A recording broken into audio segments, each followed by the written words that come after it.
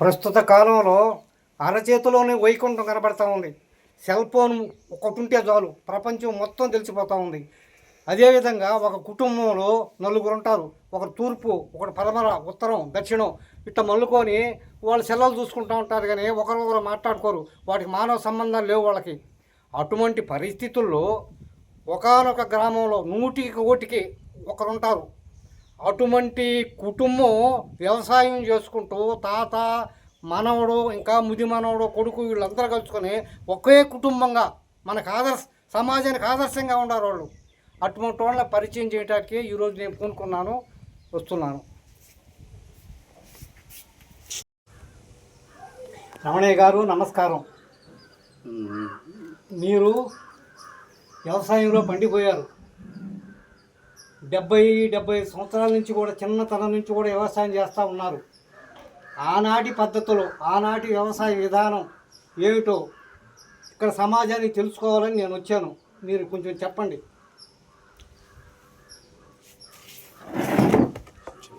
వ్యవసాయం అనేది ఒకరు చెప్తే నేర్చుకునేది కాదు, అది ఒక అభిరుచి అనేది ఒకటి ఏర్పడింది మా మనసులో.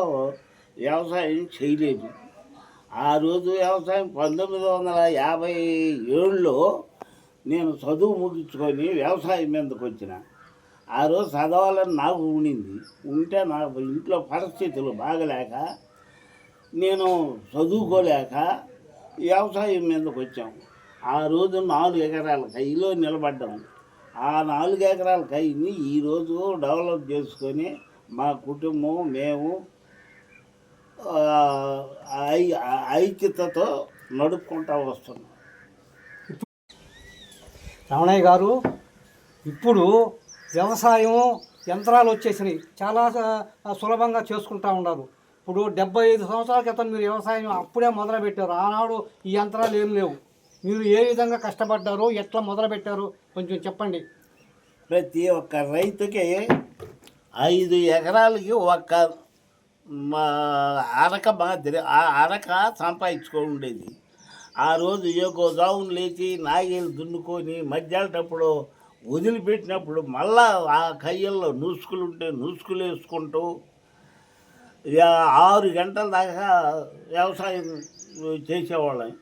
ఈరోజు చూస్తే అన్ని యంత్రాలు వచ్చాయి. ఇది చేసినా కూడా ఖర్చులు పెరిగినాయి, కానీ ఆదాయం మాత్రం తగ్గిపోయింది పూర్తిగా. ఆ రోజు ఒక అరకతో 5 ఎకరాల కై చేసేటప్పుడు ఇదే 5 ఎకరాల కై ఈరోజు చేయాలంటే కొన్ని వేల రూపాయలు అయిపోతున్నాయి. ఆ రోజు వందల్లో రూపాయలలో ఉండింది. కాబట్టి ఆ రోజు కష్టం వేరు, ఈరోజు సుఖం వేరు. ఈరోజు అంతా డబ్బుతో పని, ఆ రోజుతో కష్టంతో పని. దానివల్ల ఈనాటికి కూడా శరీరం దృఢంగా నిలబడి జబ్బులు లేకుండా ఇది పడేవాళ్ళం. అయ్యా, మీ వయసు ఎంత? 85 సంవత్సరాలు నా వయసు. ఆరోగ్యం బాగుందా? ఆరోగ్యం బాగుంది. షుగర్, బీపీలు ఏం లేవా? షుగర్ ఉంది, బీపీ ఉంది, ఆ 2 ఉన్నాయి. ఉండినా కూడా నా శరీరమే ఒక దృఢమైన మందల్లో దృఢమైన మందల్లో ఉంది. దానివల్ల నాకు ఏ జబ్బులు లేవు. ఆసుపత్రికి ఏం పోవా? హాస్పిటల్కి పోయి 15 సంవత్సరాలు అయింది. నేను హాస్పిటల్కి పోయి 15 సంవత్సరాలు అయితే ఒక డాక్టరు షుగర్కి ఒక మాత్ర, బీపీకి ఒక మాత్ర రాసిచ్చాడు. అవి కంటిన్యూ చేసుకుంటా ఈరోజు కూడా ఉదయాన్నే లేచి 6 గంటలకి లేచి కైలు చుట్టూ ఒక చుట్టూ తిరిగి ఇంటికి కానీ వచ్చావనుకో మన జబ్బులే రావు. ఈ రోజు కూడా జరిగేది అదే ఆరోగ్య రహస్యం. అట్లా నిద్ర లేక తిరక్క ఈ హాస్పిటల్కి పోయి ఆ సంపాదించిన 4 రూపాయలు ఖర్చు పెట్టుకుంటాం. బేబెచ్చు అయిపోయి శరీరము బేబెచ్చు, ఇల్లు బేబెచ్చు, ఇంట్లో ఉండే జనము బేబెచ్చు. ఇన్ని అవకతవకలు జరుగుతాయి. ఉదయాన్నే లేచి వ్యాయామం చేసినట్టు నీకుండే కై చుట్టూ ఒక 2 చుట్లు తిరిగితే చాలు. కైలు బాగుపడతాయి, నువ్వు బాగుపడతావు. బాగుపడతాయి. చాలా ఈ రోజుల్లో నీళ్లు చాలా సులభంగా దొరుకుతున్నాయి. మోటార్లు వేసారు, ఇంజిన్లు ఉన్నాయి, అన్నీ దొరుకుతున్నాయి. 60-70 సంవత్సరాల క్రితం నీళ్ల పరిస్థితి ఏంది? మీరు ఎట్లా ఇబ్బంది పడ్డారు? వాన కురిస్తే చెరువులు నిండితే అప్పుడు కైలికి పైర్లు ఎక్కేది. ఆ రోజు ఆ నీళ్లు నిలవగట్టుకున్న దానికి కాలువలు కూడా వసతిలో ఉండేవి కావు. సంవత్సరానికి ఒక పంట.